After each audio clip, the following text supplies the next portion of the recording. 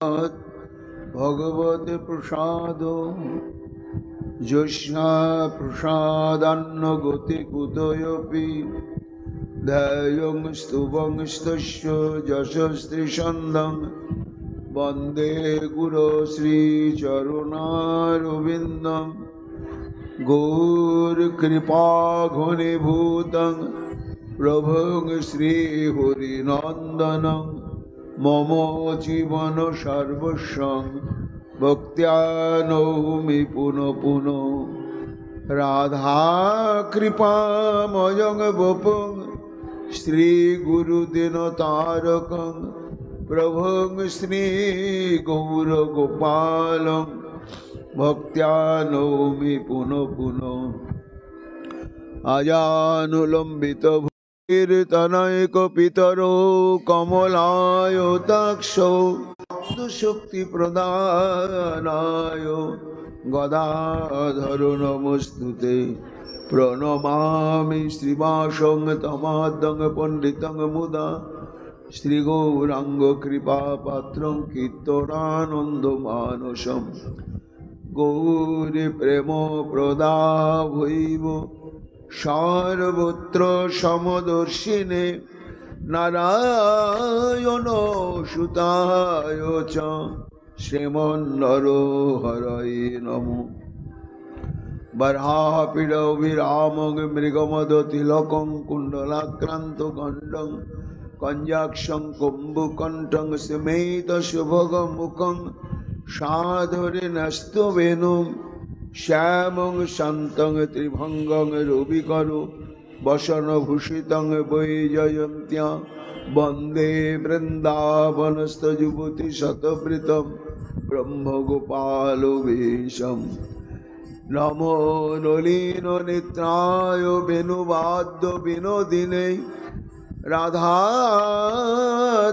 सुधापानं शालिने वनमालिने हे कृष्ण करुणा सिंधु दीनबन्धु जगत्पते गोपेश गोपिका कांत राधाकांत नमोस्तुते मुखं करोति वाचालं पुंगुं लंघयते गिरिं यत्कृपातमहं वन्दे परमानन्दमाधवम् तप्तो कांचन गौरांगी राधे वृंदावनेश्वरी वृषभानुसुते देवी तां नमामि हरिप्रिये महाभाव स्वरूपातं कृष्ण प्रिया बुरीयसी प्रेम भक्ति प्रदे देवी राधिका तां नमाम्यहम् वन्दे नंद ब्रज स्त्रीणां पादरेणुमभिघ्नश यशां घुरी कथोद्गीतं पुनाति भुवनत्रयम् अचतुर्वदन ब्रह्मा दिवाहुरपरो हरि अभालोलोचन शम्भुर् भगवान बदरायणि यां प्रभजन्तमनुपेतमपेतकृतं द्वैपायन विरह कातरयाजुहाव पुत्रेति तन्मयातयतर्वयोभिनेदुस्तं सर्वभूतहृदय मुनिमानुतस्मि तमादिदेवं करुणानिधानं तमालवर्णं सुहितावतारम् अपारो संसारो समुद्र सेतुं भजामहे श्रीभागवत स्वरूपं वंशाकल्पतरुभ्यश्च कृपा सिन्धुभ्येव च पतितानां पावनेभ्यो वैष्णवेभ्यो नमो नमो जय रूप सनातन भट्ट रघुनाथ श्रीजीव गोपाल भट्ट दास रघुनाथ भक्ति भरे बंदी छय गोसाईर चरण जहाँ हईते विघ्न नाशे अभीष्ट पूरण জয় গৌর ভক্তবৃন্দ, গৌর যাদের প্রাণ, সবে মিলে দেহ মোরে নিতাই গৌর ভক্তিদান। নিতাই গৌর হরি বল, নিতাই গৌর হরি বল, নিতাই গৌর হরি বল। জয় জয় নিতাই গৌর হরি হরি বল। মনেন্দ্র বৃন্দ বন্দিতে ত্রিলোক শোক হারিণী, প্রসন্ন বক্ত্র পঙ্কজে নিকুঞ্জ ভূবিলাসিনী। মনেন্দ্র বৃন্দ বন্দিতে ত্রিলোক শোক হারিণী, প্রসন্ন বক্ত্র পঙ্কজে নিকুঞ্জ ভূবিলাসিনী। ব্রজেন্দ্র ভানু নন্দিনী, ব্রজেন্দ্র সুনু সঙ্গতে, কদা করে শশী গোপাল কটাক্ষ মাধব, কদা করে শশী কটাক্ষ মাধব। অশোক বৃক্ষ বল্লরী বিতান মণ্ডপ স্থিতে, প্রবাল বাল পল্লব প্রভারুণাগ্রে কোমলে। অশোক বৃক্ষ বল্লরী বিতান মণ্ডপ স্থিতে, প্রবাল বাল পল্লব প্রভারুণাগ্রে কোমলে। পরাভয় স্ফুরত করে প্রভূত সম্পদালয়ে, কদা করে শশী কটাক্ষ মাধব, কদা করে শশী কটাক্ষ অনঙ্গ রঙ্গ মঙ্গল প্রসঙ্গ ভঙ্গুর ভ্রুবম, তুমে ভ্রমং শশভ্রমং দিগন্ত বাণ পাত নৈ। রাধে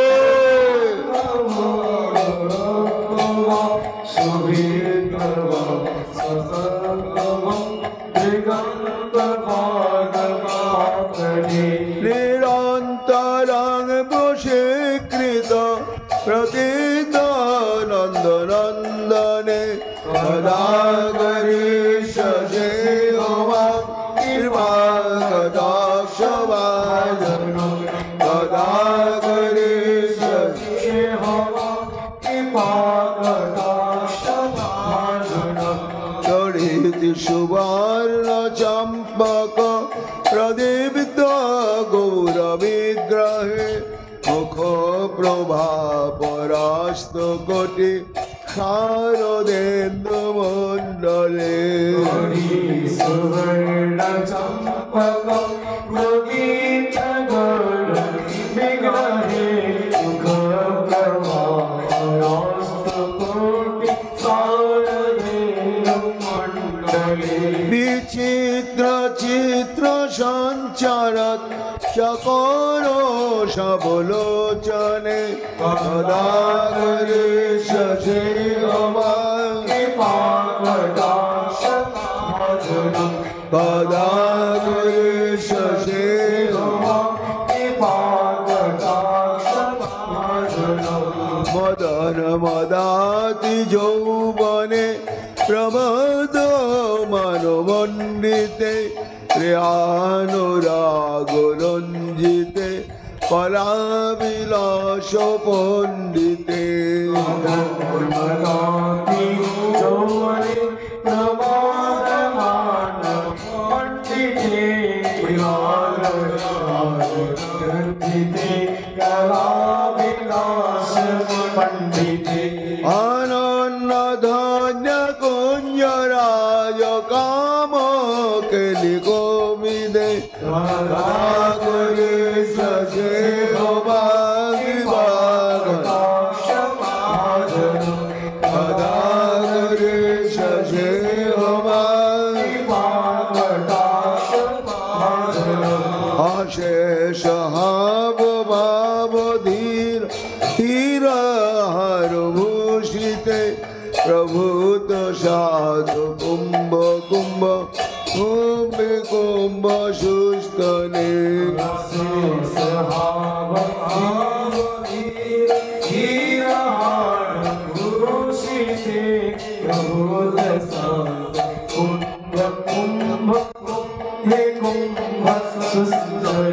প্রশস্ত মন্দহাস্য চূর্ণ পূর্ণ সখ সাগরে সদাগরে সে ভাজনম কদা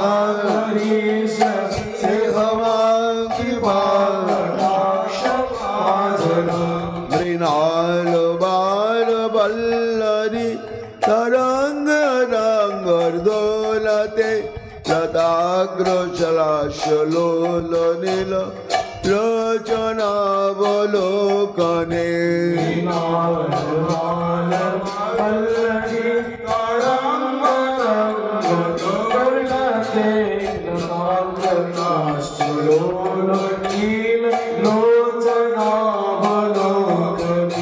লালন লুলান মিলন মনজ্ঞ মুগ্ধ মোহনাশ্রয়ে সদাগরে সজে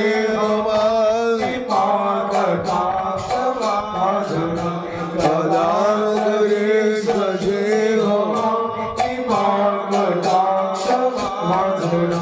সুবর্ণ মালিকাঞ্চিতে রেখো কম্বুকণ্ঠকে ত্রিসূত্র মণ্ডলে গুণ রত্ন দীপ্তি দিদিতি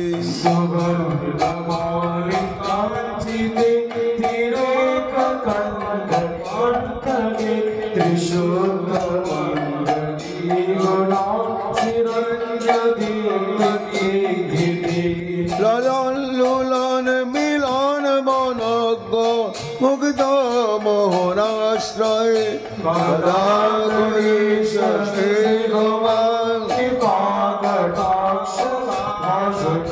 সদাগরে সজে রাধে সুবর্ণ মালিকাঞ্চিতে রেখো কম্বুকণ্ঠকে ত্রিসূত্র মণ্ডলে গুণ রত্ন দীপ্তি দিদিতি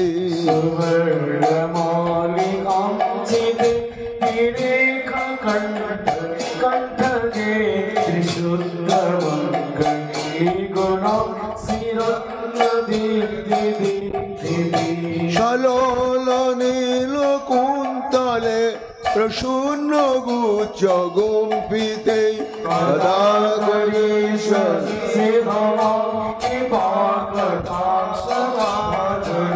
সদাগরে সজে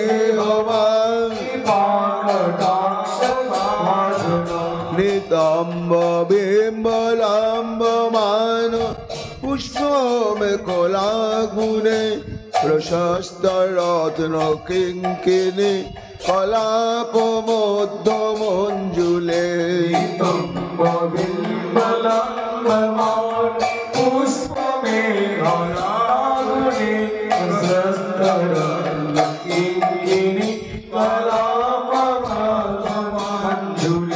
গরীন্দ্র সুন্দ দণ্ডিকাব রঘোষ গুরুকে সদাগরে সজে সদাগরে সজে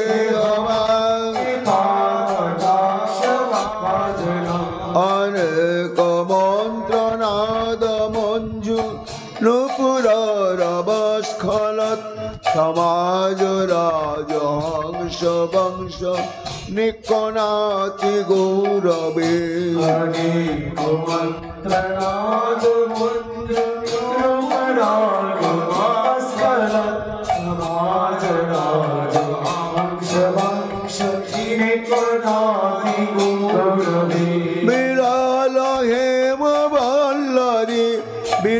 লম্বে চারু চক্রমে কদা গরিষ সেহমাং কৃপা কদাক্ষ ভাজনম কদা গরিষ সেহমাং অনন্ত কোটি বিষ্ণু লোক নম্র পদ্মজাচিতে হিমাদ্রি যা ফুলো ময়া ফিরিঞ্চি যা বড় প্রদে কোটি বিষ্ণু লোক নম্রপদ্মজাচিতে হিমাদ্রি যা ফুলো ময়া ফিরিঞ্চি যা বড় প্রদে অপার সিদ্ধি বৃদ্ধি দিগ্ধ সৎ পদাঙ্গুলি নখে কদা গরিষ সেহমাং কৃপা কদাক্ষ ভাজনম কদা গরিষ সেহমাং কৃপা কদাক্ষ ভাজনম মহেশ্বরী ক্রিয়েশ্বরী সুরেশ্বরী স্বদেশ্বরী ত্রিবেদ ভারতীশ্বরী প্রমাণ শাসনেশ্বরী মহেশ্বরী ক্রিয়েশ্বরী সুরেশ্বরী স্বদেশ্বরী ত্রিবেদ ভারতীশ্বরী প্রমাণ শাসনেশ্বরী রমেশ্বরী সমেশ্বরী প্রমোদ কাননেশ্বরী ব্রজেশ্বরী ব্রজাধিকে রাধিকে নমস্তুতি কদা গরিষ সেহমাং কদা গরিষ সেহমাং কটাক্ষ ভাজ রাধা রানী কি জয় अपार करुणामयी राधा रानी की जय प्रेम भक्ति प्रदायिनी राधा रानी की जय जय जय श्री राधे श्याम रामदास ठाकुर सुंदरानंद दास गदाधर मुरारी कमला करो সদাশিবী পুরন্দর কলিযুগ পাবন অবতার প্রেম পুরুষোত্তম ভগবান শ্রী চৈতন্য মহাপ্রভুর অতীব অন্তরঙ্গ প্রিয় পরিকর কৃষ্ণ ভক্ত চূড়ামণি কবিকুল মুকুটমণি परम पूज्य पाद श्रीमद कृष्णदास कविराज गोस्वामी तार श्री श्री चैतन्य चरितामृत ग्रंथे अंतलीलाय षष्ठ परिच्छेदे रघुनाथ दास गोस्वामी पाद के श्रीमन महाप्रभु कृपा करलेन সেই বিস্তৃত বিবরণ ক্রমানুসারে বর্ণনা করছি। আমরা গতকাল শ্রবণ করেছি যে দাস গোস্বামী পাদ মহাপ্রভুর চরণে নিষ্কপট অনুরাগ পোষণ করা সত্ত্বেও কেন তিনি বারংবার অকৃতকার্য হচ্ছেন, সংসার ত্যাগ করেও আবার ফিরে আসতে হচ্ছে। এর কারণটা অনুসন্ধান করে দাস গোস্বামী পাদ অনুভব করলেন যে একমাত্র নিতাই চাঁদের কৃপা থেকে বঞ্চিত থাকার জন্যই তিনি এত অকপট চিত্তে অনুরাগের পথকে অবলম্বন করা সত্ত্বেও তিনি যেতে পারছেন না। সেই প্রসঙ্গই কবিরাজ গোস্বামী পাদ বর্ণনা করছেন। শুনতে হবে আমাদের মহাপ্রভুর কথা। কবিরাজ গোস্বামী পাদ বলেছেন, ভব সিন্ধু তরিবারে আছে যার চিত্ত, শ্রদ্ধা করি শোনো এবে চৈতন্য চরিত। হে ভক্তগণ, এই ভব সমুদ্র মানে সংসার সমুদ্র, এই সংসার সমুদ্রের স্বরূপ কি না অনন্ত দুঃখময় অসুখম। ভগবান শ্রীকৃষ্ণ গীতায় অর্জুনকে বললেন যে ইহলোক বা সংসার অসুখম, এখানে সুখ নেই, দুঃখ। কিন্তু কি অদ্ভুত, মায়ার দ্বারা প্রভাবান্বিত হয়ে দুঃখকে সুখ মনে করে পড়ে আছে। কোন ভাগ্যবান ব্যক্তি তারা সৎসঙ্গ করতে করতে চেতনা লাভ করেন, তারা বুঝেন যে সংসারটা দুঃখের সমুদ্র।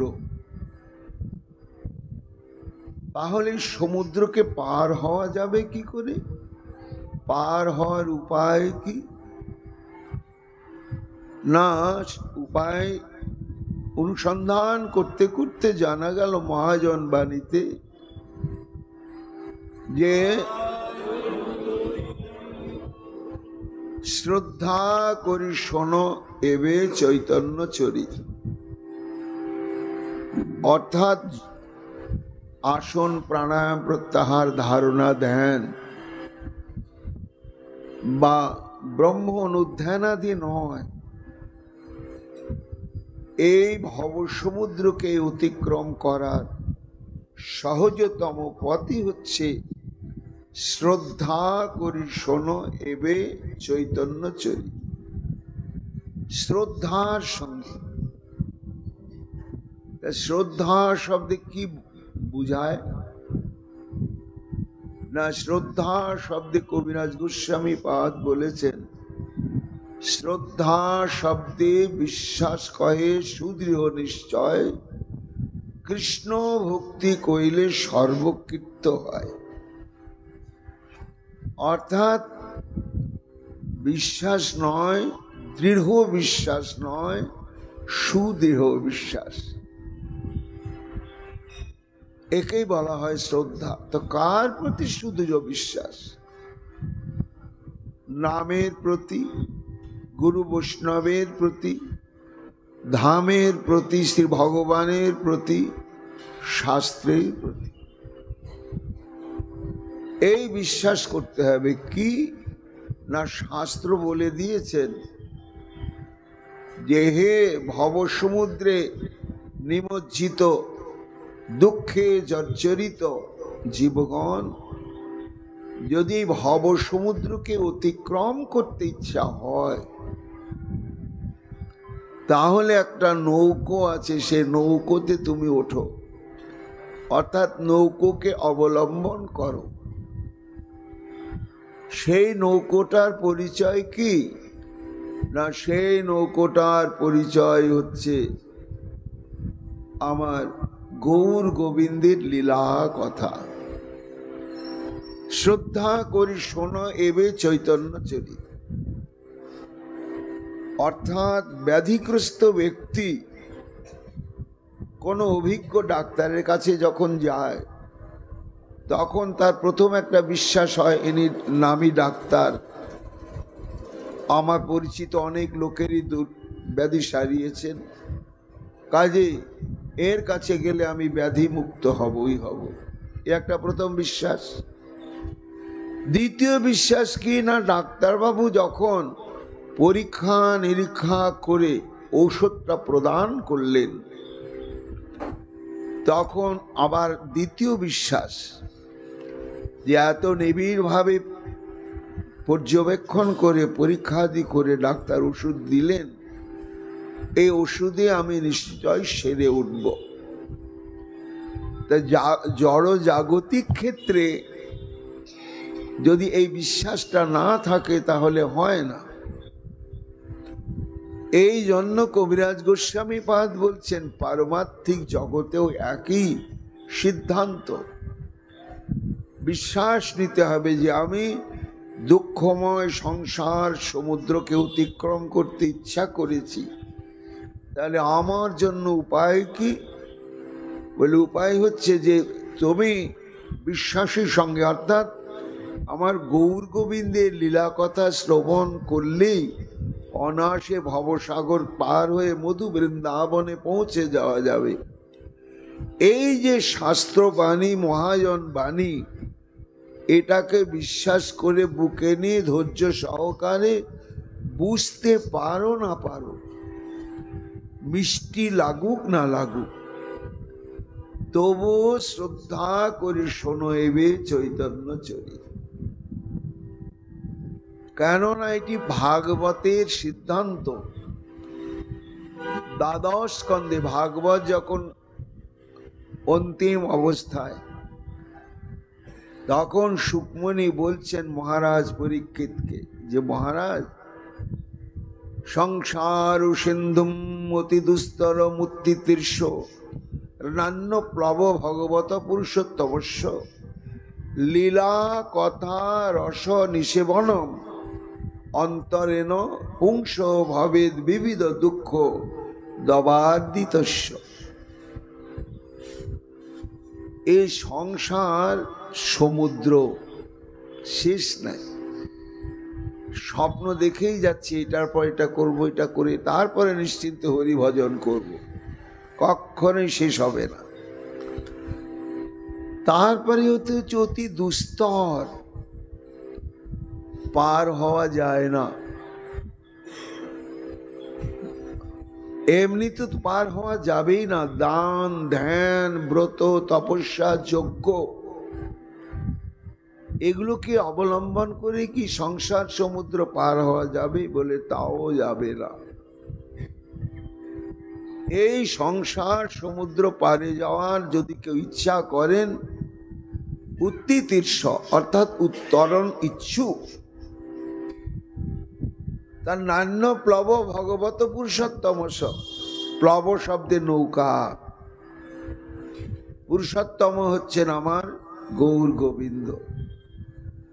এই গৌর গোবিন্দের লীলা কথা রস নিষেবনম অন্তরেণ।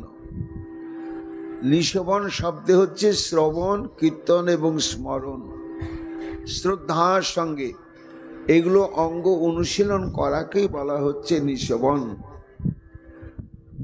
এই ভাগবতী কথারূপ নৌকোকে আশ্রয় না করা পর্যন্ত সংসার সমুদ্র অতিক্রম করা যাবে না।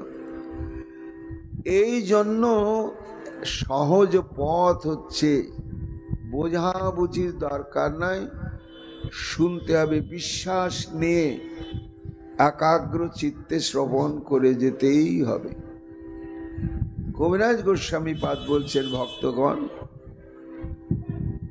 রামদাস ঠাকুর, সুন্দরানন্দ দাস গদাধর, মুরারি কমলাকর, সদাশিব পুরন্দর,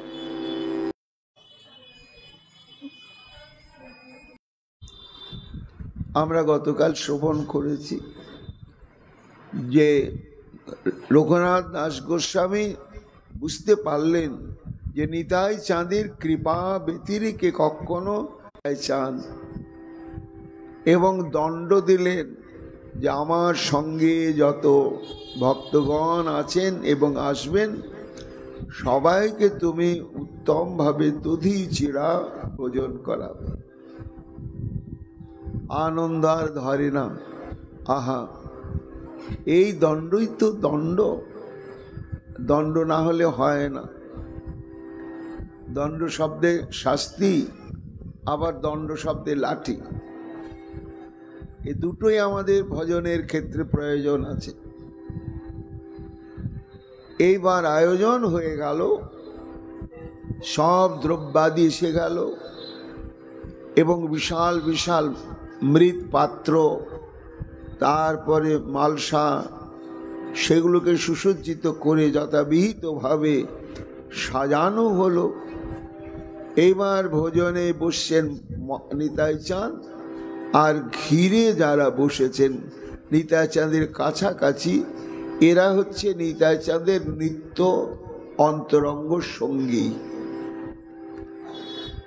এই যাদের নাম বলা হলো, রামদাস ঠাকুর, সুন্দরানন্দ দাস, গদাধর, মুরারি, কমলাকর, সদাশিব, পুরন্দর, ধনঞ্জয়, জগদীশ, পরমেশ্বর দাস, মহেশ, গৌরীদাস, হরকৃষ্ণ দাস, উদ্ধারণ দত্ত আদি যত নিজজন, অর্থাৎ মহাপ্রভুর শ্রীমন নিতাই চাঁদ মহাপ্রভুর আদেশ মাথায় করে শ্রীক্ষেত্রে থেকে যখন গৌরবঙ্গের দিকে এলেন, তখন এরা সঙ্গী ছিলেন এবং শেষ পর্যন্ত নিতাই চাঁদের শেষ পর্যন্ত এরা সঙ্গী ছিলেন। তা এরা নিতাই চাঁদের কাছে বসলেন। দেখে মনে হচ্ছে যেন চাঁদের একটা মেলা বসে গেল, চাঁদকে ঘিরে চাঁদের মেলা। এইবার ভক্তগণ বলছেন যে কবিরাজ গোস্বামী পাদ, আপনি তো নিতাই চাঁদের নিত্য সঙ্গী যারা, অন্তরঙ্গ সঙ্গী যারা, তাদের নামগুলো বললেন, কিন্তু আমরা তাদের সম্বন্ধে বিস্তৃত কিছু জানি না। তারা কে, তাদের পূর্বলীলায় কি স্বরূপ ছিল এবং তাদের কি মহিমা, কি অনুরাগ, এটি আমাদের জানবার বিষয়। তাই ধারাবাহিক লীলা বর্ণনার পূর্বে আপনি নিতাই চাঁদের নিত্য সঙ্গী যে সমস্ত পরিকরের নাম বললেন, অনুগ্রহ করে যদি পরিচয় একটু বলা যেত তাহলে আমরা কৃতকৃতার্থ হতাম। তখন কবিরাজ গোস্বামী পাদ বলছেন, হ্যাঁ ভক্তগণ, তাদের সম্বন্ধে আমাদের জানা দরকার, তাতে অনেক অজানা কথাও জানা যাবে। তাহলে ভক্তগণ, আমি প্রথম বলেছিলাম যে নিতাই চাঁদকে ঘিরে প্রথম যিনি বসে আছেন তার নাম হচ্ছে রামদাস।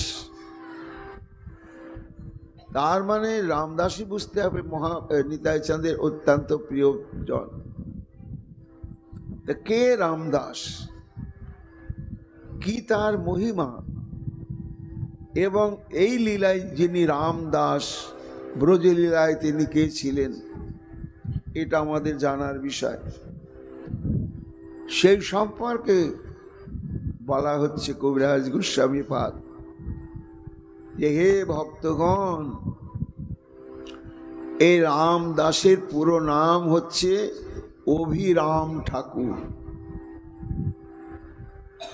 অভিরাম ঠাকুর, যার শ্রীপাঠ হচ্ছে খানাকুল, হুগলি জেলায় খানাকুলে।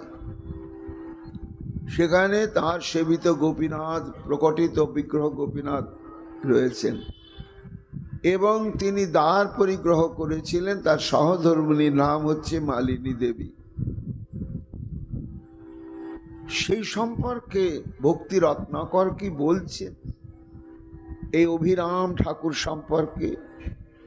না, শ্রী ঠাকুর অভিরাম গুণেরও আলয়, তোমারে করিবে অনুগ্রহ অতিশয়।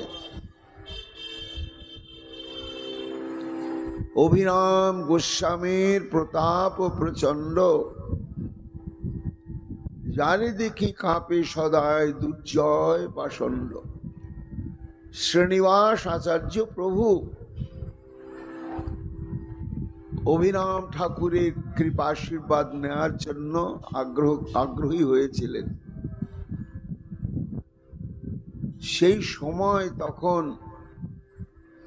ঠাকুর নরহরি বললেন যে, চিন্তা করো না শ্রীনিবাস, অভিরাম ঠাকুর গুণের আলয়, তোমারে করিবে অনুগ্রহ অতিশয়।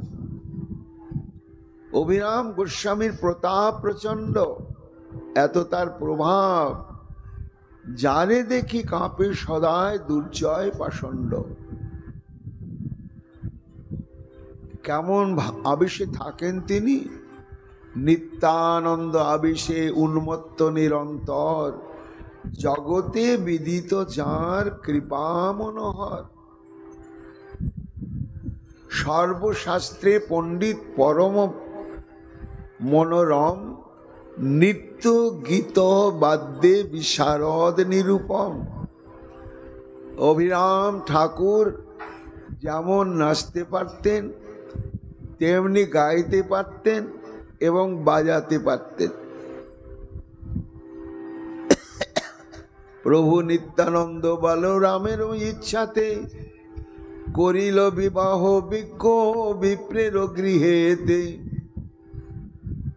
এইভাবে মহাজন পরম্পরায় একটি সিদ্ধান্ত আছে যে এই অভিরাম ঠাকুর হচ্ছে ব্রজের শ্রীদাম সখা। শ্রীদাম সখা তা তিনি দাপর যুগে লুকোচুরি খেলায় আত্মগোপন করেছিলেন, আর সেই সময় লীলা অবসান হয়ে যায়। তখন তিনি ওইভাবেই আত্মগোপন ভাবেই থেকে যান, যথাবস্থিত ভাবে। এইবার দাপর যুগ শেষ হয়ে গিয়ে কলিযুগ আরম্ভ হয়ে গেল। 4-5 হাজার বছর অতিবাহিত হয়ে গিয়ে চৈতন্য মহাপ্রভুর আগে নিতাই চাঁদের আবির্ভাব ঘটল। তখন নিতাই চাঁদ সন্ন্যাস গ্রহণ করে সর্বতীর্থ পর্যটন করতে করতে করতে করতে শ্রীধাম বৃন্দাবনে গিয়ে উপস্থিত হলেন এবং শ্রীকৃষ্ণের জন্য ব্যাকুল হলেন। কেঁদে কেঁদে সর্বত্র বনে বনে, গোবর্ধনের তটে, যমুনার তীরে তীরে সর্বত্র ব্যাকুল হয়ে কৃষ্ণকে অনুসন্ধান করছেন। দৈবক্রমে সেই গুহাবাসী শ্রীদাম বেরিয়ে পড়েছেন। তা দাপর যুগের মানুষের চেহারা কলিযুগের মানুষের চেহারা চাইতে অনেক লম্বা, এটা শাস্ত্রে উল্লেখ আছে। এখন বলরামচন্দ্র তো চিনতে পারলেন, আর এটাই তো শ্রীদাম। শ্রীদাম তা বলাই দাদা দেখে চিনতে পেরেও পাচ্ছে না, কেন খর্বাকৃতি। তারপরে পরিচয় পেলেন দুজনার, আরম্ভ আনন্দ ধরে না। বলে কানা এসেছে নবদ্বীপে, চলো তোমাকেও যেতে হবে, কিন্তু এত বড় বিগ্রহ নিয়ে তুমি যদি জনসমাজে চলাফেরা করো, তোমাকে দেখে সবাই ভয় পাবে। তখন এরকম আছেন যে নিতাই চাঁদ বলরাম স্বরূপটি প্রকট করলেন। তিনি যে বলরাম, এই স্বরূপটি প্রকট করে লাঙ্গল দিয়ে শ্রীদামের কাঁধে নিচের দিকে টেনে দিলেন। আর যে নিচের দিকে টেনে দিলেন, তখন কলিযুগের 3.5 হাত মানুষের মতো চেহারা হয়ে গেল। শ্রীদামে নিতাই চাঁদ নাম রাখলেন, এই লীলায় তুমি অভিরাম। আগে তুমি শ্রীদাম ছিলে, অভিরাম। চলো গৌরী যেতে হবে, সেখানেই প্রাণের ভাইয়া আমার প্রকটিত হয়েছেন। সেই নিতাই চাঁদের কৃপাতেই শ্রীদাম এই অভিরাম নাম ধরে গৌড়ে এলেন। করিল বিবাহ বিজ্ঞ বিপ্রের গৃহেতে। সে অভিরামের পত্নী নাম শ্রীমালিনী, তাহার প্রভাব যত কহিতে না জানি। ওহে শ্রীনিবাস, ঠাকুর অভিরাম কৃষ্ণ লীলা কালে প্রসিদ্ধ শ্রীদাম, এবং তার অলৌকিক কেমন শক্তি ছিল সেই প্রসঙ্গে বলা হচ্ছে। একদিন প্রেমানন্দে মত্ত অভিরাম করয়ে নর্তন সে ভঙ্গিমা অনুপম।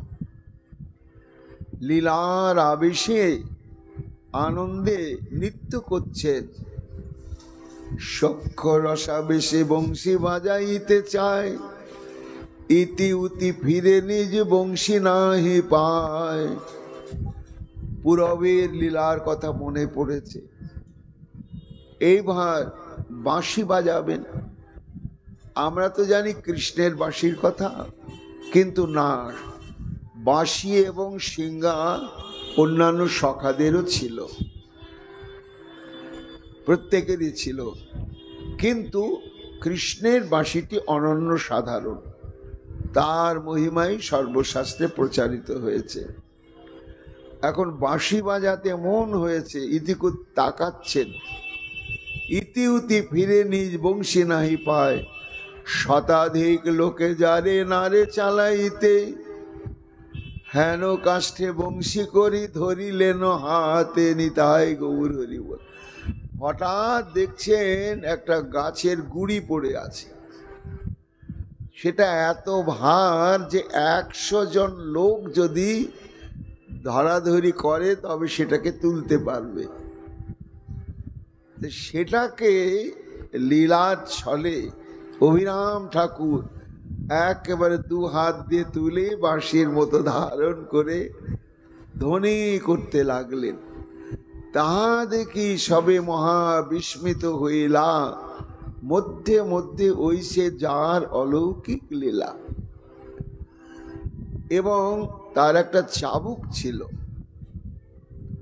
সেই চাবুক সম্পর্কে বলা হচ্ছে, শ্রী জয় মঙ্গল নামে চাবুক তাহার, শ্রীনিবাস অঙ্গে স্পর্শাইলা 3 বার। চাবুকটির নাম হচ্ছে জয়মঙ্গল চাবুক। এই চাবুক দিয়ে যাকে অভিরাম ঠাকুর প্রহার করতেন, চাবুকের আঘাত করতেন, বিনা ভজন সাধনেই তার কৃষ্ণ প্রেমের উদয় হয়ে যেত, উদয় হয়ে যেত। সাধারণ মানুষ চাবুককে দেখে ভয় পেতেন। তাই শ্রীনিবাস আচার্য প্রভু যখন তার কৃপা প্রার্থী হয়েছিলেন, সেই সময় এক পুরবের আবেশী ছিলেন অভিরাম ঠাকুর, তখন চাবুকটি তার হাতে ছিল, শ্রীনিবাসকে 3টি আঘাত করলেন। এবার মালিনী দেবী বললেন, যথেষ্ট হয়েছে, এতে যা প্রেম প্রাপ্তি হয়েছে সেটি ধারণ করা ওর পক্ষে কঠিন হবে।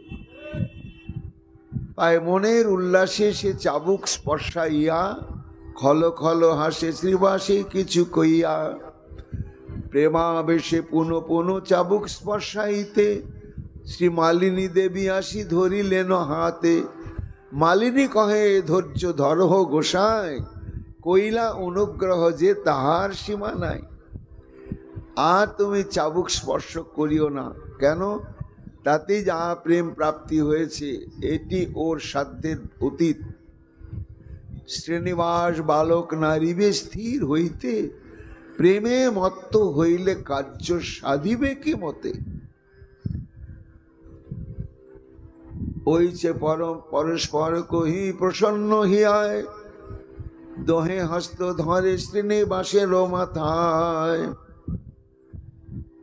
কবিরাজ গোস্বামী পাদ বলছেন, ভক্তগণ, এই নিতাই পানিহাটি যে বটবৃক্ষের তলায় বেদির উপরে নিতাই চাঁদকে ঘিরে অন্তরঙ্গ ভক্তগণ যে বসলেন, তার মধ্যে প্রথম পরিকরই হচ্ছেন এই অভিরাম ঠাকুর। তার অনন্ত গুণ, কিন্তু এই সম্পর্কে আমরা এইটুকুনি বললাম। এবার তার পাশে যিনি পরিকর রয়েছেন তার নাম হচ্ছে সুন্দরানন্দ ঠাকুর।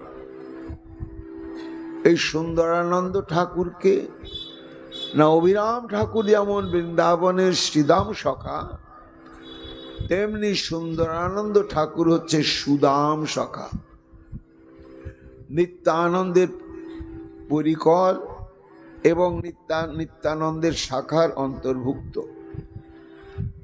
এর আবির্ভাব ভূমি হচ্ছে যশোর জেলায় বোধখানা নামক একটা গ্রামে। সুন্দরানন্দ নিত্যানন্দের শাখা ভৃত্য মর্ম, যার সঙ্গে নিত্যানন্দ করে ব্রজ নর্ম। প্রেমরস সমুদ্র সুন্দরানন্দ নাম, নিত্যানন্দ স্বরূপের পার্ষদ প্রধান। এই সুন্দরানন্দ ঠাকুর সম্পর্কে বৈষ্ণব বন্দনায় বলা হচ্ছে, সুন্দরানন্দ ঠাকুর বন্দিব বড় আসে, ফুটালো কদম্ব ফুল জাম্বিরের গাছে। পানিহাটিতে নিতাই চাঁদ 3 মাস ছিলেন ভাবনমাদ অবস্থায়। তো ভাবনমাদ অবস্থাতে নিতাই চাঁদের ইচ্ছা হয়েছে কদম ফুলের মালা পরার জন্য। তাই পরিকরগণকে বলছে, আমার কদম ফুলের মালা পরাও, কদম ফুলের মালা পরাও। এখন প্রথম সমস্যা হচ্ছে কদম ফুলের সময় নয় সেটা, আর দ্বিতীয় হচ্ছে যেখানে নিতাই চাঁদ অবস্থান করছেন তার আশেপাশে কোনো কদম্ব বৃক্ষ নেই। তাহলে কদম্ব ফুলের মালা পরানো হবে কি করে নিতাই চাঁদকে? নিতাই চাঁদ কিন্তু ব্যাকুল হয়ে গিয়েছেন কদম ফুলের মালা পরার জন্য। তখন এই সুন্দরানন্দ ঠাকুর, নিতাই চাঁদের কৃপা বৈভব তার মধ্যে প্রকাশিত হলো। তখন তিনি সেই নিতাই চাঁদের কৃপা শক্তিতে একটা জম্বির বৃক্ষ, মানে জামির গাছ, এইবার তাকে যেই স্পর্শ করে জয় নিতাই বললেন, আর রাশি রাশি কদম্ব ফুল বিকশিত হয়ে গেল। তা হয় কখনো? কিন্তু নিতাই চাঁদের কৃপাতে সবই হয়। সেই ফুল সংগ্রহ করে মালা গেঁথে নিতাই চাঁদের গলাতে পরানোর পরে আবেশী নিতাই চাঁদ খলখল করে হাসতে লাগলেন। কবিরাজ গোস্বামীপাদ বলছেন, ভক্তগণ, এই নিতাই চাঁদের সঙ্গে এক একটা পরিকর এই ধরনের অদ্ভুত অদ্ভুত অলৌকিক শক্তি সম্পন্ন। এর পরেতে সুন্দরানন্দের পাশে নিতাই চাঁদকে ঘিরে বসলেন পানিহাটির চিড়া মহোৎসবে। তা তৃতীয় জনের নাম হচ্ছেন দাস গদাধর। মহাপ্রভুর পরিকরের মধ্যে 2 জন গদাধর, একটা হচ্ছে পণ্ডিত গদাধর আর একটি হচ্ছে দাস গদাধর। এই দাস গদাধর হচ্ছে নিত্যানন্দের সঙ্গী, কিন্তু এই চৈতন্য কল্পতরুর বিচারে ইনি হচ্ছেন চৈতন্য শাখা, অর্থাৎ মহাপ্রভুর অন্তর্ভুক্ত, কিন্তু হলেও মহাপ্রভুর ইচ্ছাতে ইনি নিতাই চাঁদের কাছে আত্মসমর্পণ করলেন এবং নিত্য সঙ্গী। দীর্ঘদিন কাটোয়াতে শ্রীপাঠ স্থাপন করেছিলেন। সেই সময় আমাদের খণ্ডবাসী নরহরি দুজনেই মহাপ্রভুকে নাগর রূপে দেখতেন। তারা ভগবান অত মানতেন না, যেমন ব্রজগোপিকাগণ শ্রীকৃষ্ণকে প্রীতম জানতেন, তার অলৌকিক কিছু দেখার পরেও তারা স্বয়ং ভগবান বলে মেনে নিতে পারেননি। ঠিক তেমনি ঠাকুর নরহরি দাস গদাধর মহাপ্রভুকে জানতেন তিনি স্বয়ং ভগবান, সর্বশক্তিমান, কিন্তু মেনে নিতে পারতেন না। তারা মহাপ্রভুকে প্রিয়তম রূপে আরাধনা করতেন। তা ঠাকুর নরহরির সমজাতীয় আশয় হচ্ছে দাস গদাধর। পরে এরিয়া দহেতে গিয়ে পাঠ স্থাপন করেন। চরিতামৃতে বলা হচ্ছে, শ্রী দাস গদাধর দাস শাখা সর্বোপরি কাজীগণের মুখে যে বলাইল হরি। সেই সম্পর্কে প্রসঙ্গটি বলা হচ্ছে, একদিন গদাধর দাসের মন্দিরে আইলেন তান প্রীতি করিবার তরে নিতাই চাঁদ। একদিন এরিয়া দহে অবস্থান করছেন দাস গদাধর, তো তার সেবা গ্রহণের জন্য, সঙ্গ করবার জন্য নিতাই চাঁদ উপস্থিত হয়েছেন। সেই সময় দাস গদাধর কি করছিলেন? গোপী ভাবে গদাধর দাস মহাশয় হইয়া আছেন অতি পরমানন্দময়। মস্তকে করিয়া গঙ্গা জলের কলস, নিরবধি ডাকেন কে কিনিবে গোরস। নিতাই চাঁদ যখন উপস্থিত হলেন তখন দাস গদাধর ভাব উন্মাদে আছেন, গোপী ভাবে আবিষ্ট। গঙ্গা জলের একটা কলস মাথায় নিয়ে তখন অঙ্গভঙ্গি করে করে হেঁকে বেড়াচ্ছে, দই নেবে গো, দই নেবে গো, দই নেবে গো। নিতাই চাঁদ সেই সভায় গিয়ে উপস্থিত, আর তার সেবিত হচ্ছে বাল গোপাল বিগ্রহ। শ্রী বাল গোপাল মূর্তি তান দেবালয়, আছেন পরম লাবণ্যের সমুচ্চয়। দেখি বাল গোপালের মূর্তি মনোহর, প্রীতে নিত্যানন্দ লইলা বক্ষের উপর। নিতাই চাঁদ দেখছেন দাস গদাধর তো এখন গোপী হয়ে গেছে, তো দৃষ্টি পড়ল গিয়ে তার সেবিত বাল গোপালের প্রতি। স্থির থাকতে পারলেন না, কৃষ্ণ প্রেমে আপ্লুত চিত্ত আমার নিতাই চাঁদ গিয়ে সে বাল গোপাল বিগ্রহকে বুকের মধ্যে জড়িয়ে নিলেন। আহা, দৃশ্যটি কেমন হলো না, অনন্ত হৃদয়ে দেখি বাল গোপাল। নিতাই চাঁদ তো সেই অনন্তদেব সংকর্ষণ পাঁচটি তত্ত্বের সমন্বয় মূর্তি আমার নিতাই চাঁদ। সবাই সর্বজনে হরিধ্বনি করেন বিশাল, হুঙ্কার করিয়া নিত্যানন্দ মল্ল রায় করি দান খণ্ড গায়েন মাধবানন্দ ঘোষ, শুনি অবধূত সিংহ পরম সন্তোষ। অর্থাৎ দাস গদাধর তো দই নেবে গো, দই নেবে গো, এটা যেন দান কেন বাসে। দান খণ্ড লীলা শুনি নিত্যানন্দ রায়, যে নৃত্য করেন তাহা বর্ণন না যায়। প্রেম ভক্তি বিকারের যত আছে নাম, সব প্রকাশিয়া নৃত্য করে অনুপাত। অশ্রুকম্প পুলক বৈবর্ণ স্বরভঙ্গ স্তম্ভ ইত্যাদি যত যত 8টি সাত্ত্বিক বিকার সব নিতাই চাঁদ অঙ্গে ধারণ করে প্রকটিত করলেন। বিদ্যুতের প্রায় নিত্য গতির ভঙ্গিমা, কিবা সে অদ্ভুত ভুজ চালন মহিমা, কিবা সে নয়ন ভঙ্গি কি সুন্দর হাস, কিবা সে অদ্ভুত শির কম্পন বিলাস। একত্র করিয়া দুই চরণ সুন্দর, কিবা জোরে জোরে লাভ দেন মনোহর। দাস গদাধরকে সঙ্গ পেয়ে নিতাই চাঁদ আনন্দে উন্মাদ হয়ে গিয়েছে। যে দিকে চান হেন নিত্যানন্দ প্রেম রসে, সেই দিকে স্ত্রী পুরুষে কৃষ্ণ সুখে ভাসে। হেন সে করেন কৃপা দৃষ্টি অতিশয়, পরমানন্দ দেহ স্মৃতি কারো না থাকায়। যে ভক্তি বাঞ্ছেন যোগীন্দ্রাদি মণিগণে, নিত্যানন্দ প্রসাদে তা ভুঞ্জে যেতে জনে। হস্তি সম জননা খাইলে 3 দিন, চলিতে না পারে দেহ হয় অতি ক্ষীণ। 1 মাস একক শিশু না করে আহার, তথাপি সিংহ প্রায় সর্ব ব্যবহার। নিতাই চাঁদের মহিমা কীর্তন করা হচ্ছে এখানে।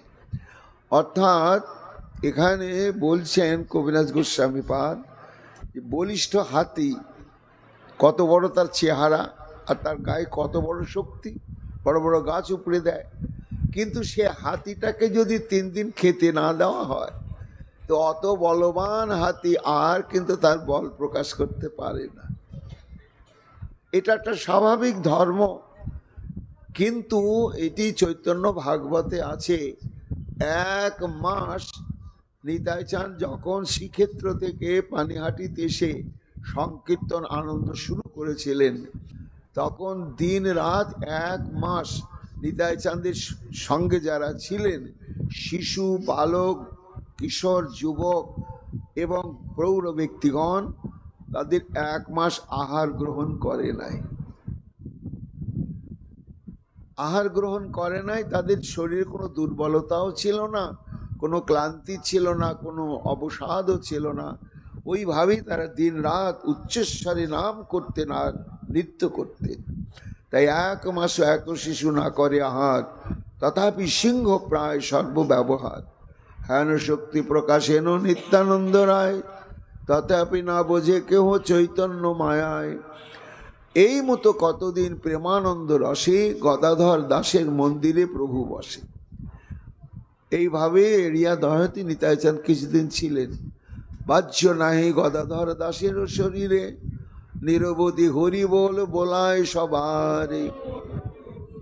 আবার গদাধর দাস গদাধরের মহিমার একটি দিকের কথা বলছেন, যে নিজে সবসময় হরি বলেন আর বলাবার চেষ্টা করেন।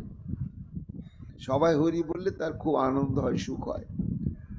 সেই গ্রামে কাজী আছে পরম দুর্বার, কীর্তনের প্রতি দেশ করয় অপার। মুসলমান শাসনাধীন তখনকার বাংলা, কাজী মাঝে মাঝে একটা এলাকা ভিত্তিক শাসনকর্তা থাকতো, তাকে কাজী বলা হতো। তা দাস গদাধর যে এলাকাতে থাকেন সেই এলাকার যিনি শাসক কাজী, এবং সে একটু হিন্দু ধর্ম বিদ্বেষী, কীর্তনের প্রতি দেশ করে অপার। কিন্তু দাস গদাধরের মনে আজকে অন্যরকম ভাব। পরমানন্দে মত্ত গদাধর মহাশয় নিশা ভাগে গেলা সেই কাজীর আলয়। গভীর রাত্রিতে ভক্তগণ সঙ্গে করে হরিনাম করতে করতে দাস গদাধর কাজীর বাড়িতে গিয়ে হাজির। তো কাজীর সঙ্গে আগে থেকে চেনা জানা আছে। দাস গদাধরকে স্নেহ করতেন কাজী। এইবার যে কাজীর ভয়ে লোক পলায় অন্তরে, নির্ভয়ে চলিলা নিশা ভাগে তার ঘরে। নিরবধি হরিধ্বনি করিতে করিতে প্রবিষ্ট হইলা গিয়া কাজীর বাড়িতে।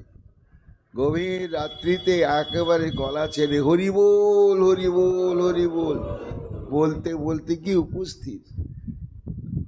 দেখে মাত্র রহিয়া কাজীর সর্বগণে, কাহারও বলিতে কিছু নাই সে বদনে। সর্বনাশ! এই এখন যে কি পরিস্থিতি হবে, একটা মুসলমানের বাড়িতে এসে এত রাত্রে হরি বল গলা ফাটিয়ে চিৎকার, আর কাজীও যে বদ রাগী। এখন যদি ঘুমটা ভেঙে যায় তাহলে কি পরিস্থিতি হবে কে জানে। তাই কাহারও বলিতে কিছু নাই সে গদাধর দাস গদাধরকে দেখেও ওরা কিছু বলতে পারছে না, আর কাজীর কাছে সংবাদ দিতেও পারছে না। কারো মুখে কিছু নাই সে বদনে। গদাধর বলে, ওরে কাজী বেটা কোথা? ঝাট কৃষ্ণ বলো নহে ছিন্দ তাও মাথা। এইবার সব পাহারাদার তাদেরকে বলছে, এই কাজী কোথায়? গিয়ে বল একবার হরি বল বলুক, নাহলে আজকেই তার মাথা ছিঁড়ে নেব আমি। অগ্নি হেন ক্রোধে কাজী হইল বাহির। এবার কাজীর কাছে গিয়ে বললি এই ঘটনা। বলে এত বড় স্পর্ধা, আমার কাঁচা ঘুমটা ভাঙিয়ে দিল। আবার বেটা হিন্দু সে আমাকে হরিবল বলার কথা বলছে। অগ্নি হেন ক্রোধে কাজী হইল বাহির, গদাধর দাস দেখি মাত্র হইল স্থির। এর তত্ত্বটা কি দেখুন। কেন স্থির হলেন? না, কৃষ্ণ ভক্তের ভক্তির একটা তেজ আছে, একটা মহিমা আছে। এই ভক্তি যখন অকপট চিত্তে অনুশীলন করতে করতে কারো অন্তরে উদয় হবে, তখন ব্রহ্মাণ্ডে যতই পাষণ্ড থাক তাকে একটু থামতে হবে, সমীহ করতেই হবে। এটা হচ্ছে ভক্তির প্রভাব। তাই গদাধর দাস দেখে মাত্র হইলা স্থির। পূর্ব পরিচিত। আরে গদাধর, কাজী বলে, গদাধর তুমি কেন হেতা? শোরগোল করছে। আমি ভাবলাম কে এসেছে, তুমি এসেছো এত রাত্রি কি জন্য বলো তো? গদাধর বলে, আছে কিছু কথা। কাজী তোমার সঙ্গে আমার জরুরি কথা আছে। শ্রী চৈতন্য নিত্যানন্দ প্রভু অবতরী জগতের মুখে বলাইলা হরি হরি। আমার নিতাই চাঁদ আর মহাপ্রভু সবাইকে হরি নাম দিলে সবাইকে হরি হরি বলাবে। সবে তুমি মাত্র নাহি বলো হরি নাম, কাজী তুমি একমাত্র হরি নাম বলো না। তাহা বলাইতে আইলাম তোমার স্থান, তোমাকে আমি হরি বলাবার জন্য এলাম এত রাত্রে, বুঝলে? পরম মঙ্গল হরি নাম বলো তুমি, কাজী শোনো তোমার মঙ্গল হবে। এটা তো শব্দ মাত্র, তোমার ধর্ম নিয়ে তুমি আছো থাকো, কিন্তু একটা হরি বল এই শব্দটা উচ্চারণ করলে তোমার অসুবিধা কি? বরং তোমার সব অমঙ্গল দূর হয়ে যাবে, তোমার সকল পাপ উদ্ধারিব আমি। তোমার যত গুনাহ অর্থাৎ পাপ, তুমি একবার হরি বলো, আমি প্রভুকে বলে তোমার সমস্ত পাপের দণ্ড থেকে তোমাকে আমি মুক্ত করব। যদ্যপিও কাজী মহাহিংসক চরিত, তথাপি না বলে কিছু হইল স্তম্ভিত। কবিরাজ গোস্বামী পাদ বলছেন, ভক্তগণ কি পরিস্থিতিটা, কিন্তু কি ভক্তি শক্তি যে কাজী প্রতিবাদ করতে ইচ্ছা করছে, কিন্তু দাস গদাধরের দিকে তাকিয়ে পাচ্ছে না। শেষে স্বাভাবিক অবস্থা এসে গেল। হাসি বলে, কাজী শোনো গদাধর, কালী বলিল বাম হরি আজি যাও ঘর।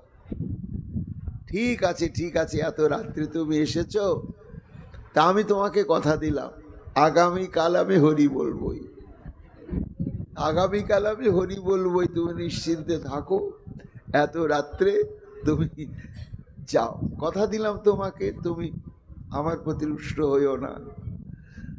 হাসি বলে, কাজী শোনো দাস গদাধর, কালী বলি বাম হরি আজি যাও ঘর। হরিনাম মাত্র শুনিলেন তার মুখে, গদাধর দাস পূর্ণ হইলা প্রেম সুখে। গদাধর দাস বলে, আরে আর কালী কেনে, এই তো বলিলা হরি আপন বদনে, নিতাই গৌর হরি বল। বলে, কাজী তুমি তো বলেই ফেললে, বলে কালকে হরি বল বলবো, তো হরি বল শব্দটা তো আজকেই তুমি বলেই দিলে, এই তো বলিলা হরি আপন বদনে, আর তোর অমঙ্গল নাহি কোনক্ষণে। কেন? যখন করিলা হরি নামের গ্রহণে। এত বলি পরম উন্মাদী গদাধর, হাতে তালি দিয়া নৃত্য করে বহুতর। কতক্ষণে আইলেন আপন মন্দিরে, নিত্যানন্দ অধিষ্ঠান তাহার শরীরে। এই মতো গদাধর দাসীর মহিমা, চৈতন্য পার্ষদ মধ্যে তাহারও গণনা। কবিরাজ গোস্বামী পাদ বলছেন, ভক্তগণ এই চিড়া মহোৎসবে পানিহাটিতে নিতাই চাঁদের কাছে 3 নম্বর পরিকর হচ্ছেন এই দাস গদাধরের সম্পর্কে বললাম। তারপরে 4 নম্বর পরিকর তার পাশে বসে আছেন, তার নাম হচ্ছে মুরারি। এর পরিচয় কি, এর মহিমা কি? না, এর পূর্ণ নাম হচ্ছে মুরারি চৈতন্য দাস। মুরারি চৈতন্য দাস এ নিত্যানন্দ শাখা। মুরারি চৈতন্য দাসের অলৌকিক লীলা, ব্যাঘ্র গালে চড় মারে সর্পসয়ে খেলা।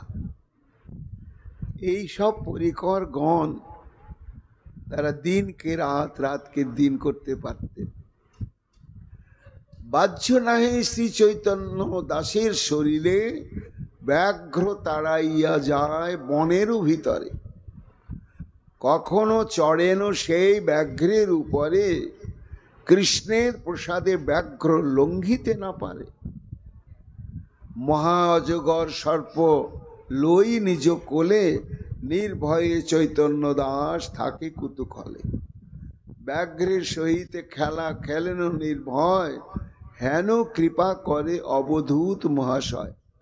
কবিরাজ গোস্বামী পাদ বলছেন, এটা কেউ পারে কোনো মানুষ?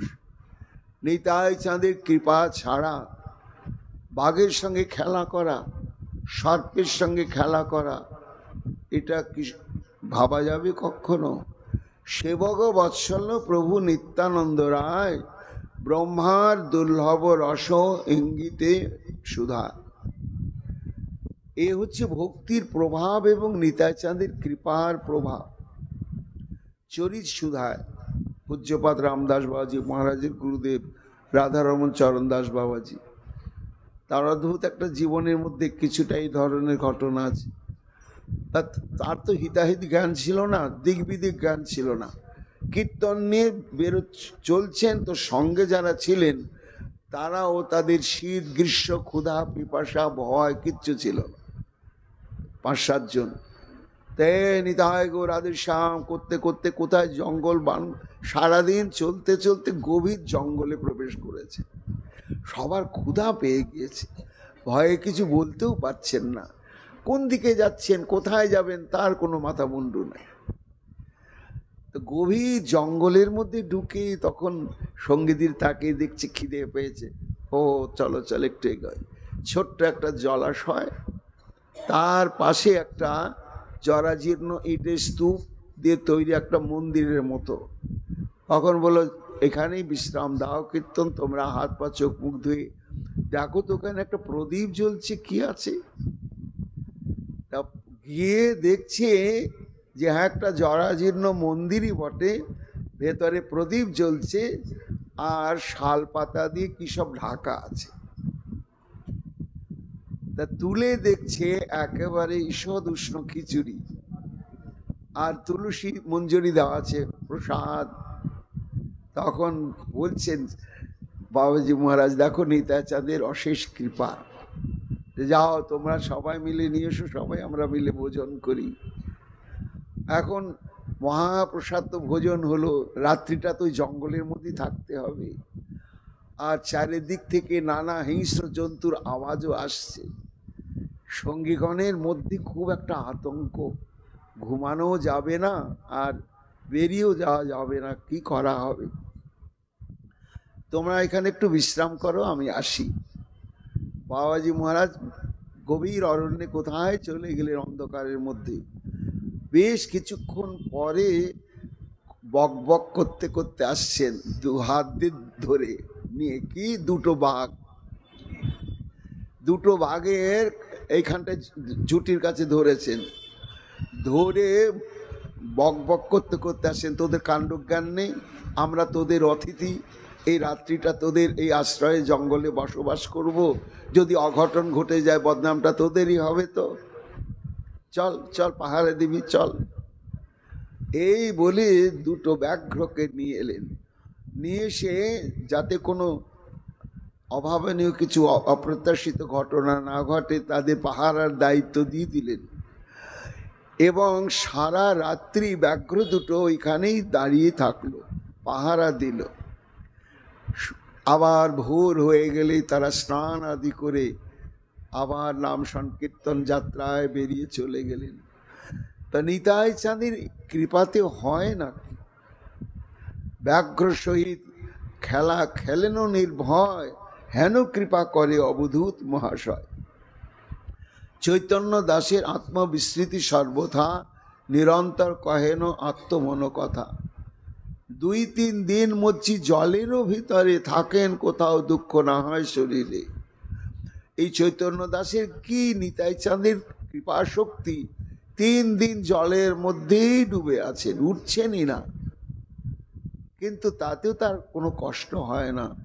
জড় প্রায় অলক্ষিত বিষ ব্যবহার, পরম উদ্দাম সিংহ বিক্রম অপার। চৈতন্য দাসের যত ভক্তির বিকার, কতবা কহিতে পারি সকল অপার। যোগ্য শ্রী চৈতন্য দাস মুরারি পণ্ডিত, যার বাতাসেও কৃষ্ণ পায় সুনিশ্চিত।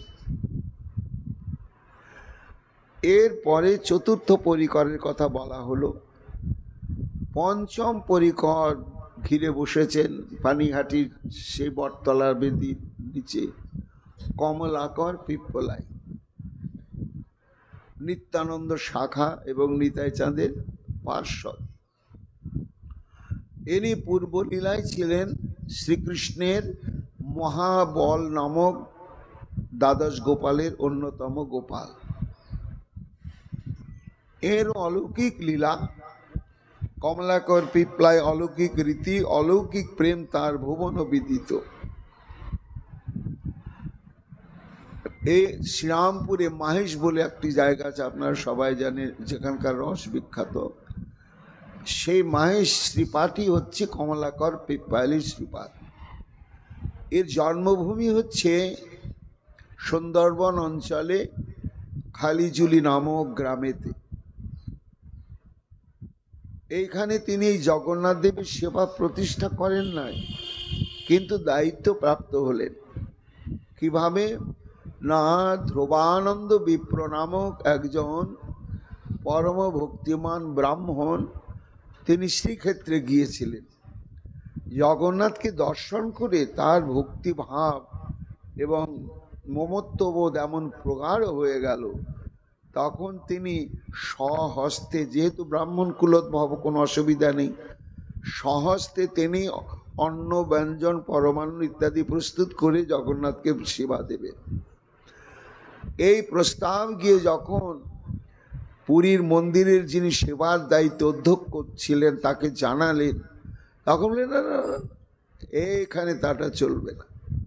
এখানে পরম্পরাক্রমে যে নিয়ম চলছে সেই নিয়মেই চলবে। এখানে ব্রাহ্মণ হলেও ভক্তিমান হলেও অন্য কাউকে ঢুকানো যাবে না। এবার বঞ্চিত হলেন, সারা রাত্রি কেঁদে কেঁদে কাটালেন এবং অনাহারে থাকলেন। যে জগন্নাথ, আমি তোমার ভোগ লাগাতে পারলাম না। শেষ রাত্রে জগন্নাথ বলছেন, ধ্রুবানন্দ তুমি কাঁদিও না, তুমি দেশে ফিরে যাও, গঙ্গা তটে তুমি আমাকে প্রাপ্ত হবে, আর সেখানে তুমি আমাকে প্রতিষ্ঠা করে আপন হাতে প্রাণ ভরে তুমি আমার সেবা করবে।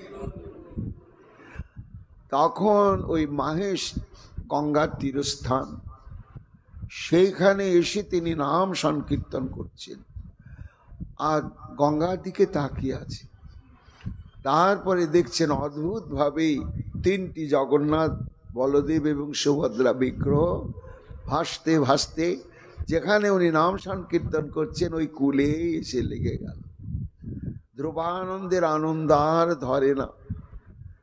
তখন যত্ন করে তুলে নিকটেই গভীর অরণ্য, তখন এত লোকালয় ছিল না, তাই পরিচিত ভক্তগণকে সংবাদ দিয়ে সেই স্থানটি পরিষ্কার পরিচ্ছন্ন করে সেখানেই জগন্নাথ, বলদেব এবং সুভদ্রাকে প্রতিষ্ঠা করলেন।